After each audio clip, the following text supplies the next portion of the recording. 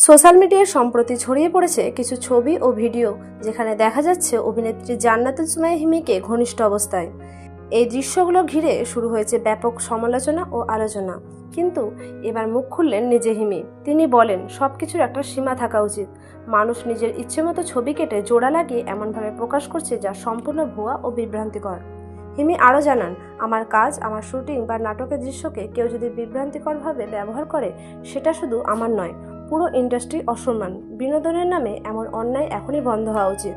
এই ঘটনার পর তিনি সবাইকে অনুরোধ করেছেন, যাচাই না করে যেন কেউ কোনো কিছু বিশ্বাস না করেন।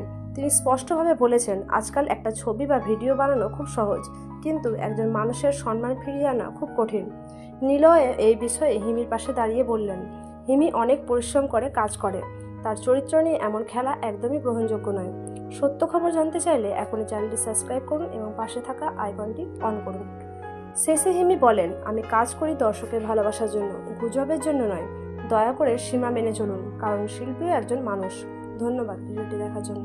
সত্য জানুন, সম্মান বজায় রাখুন।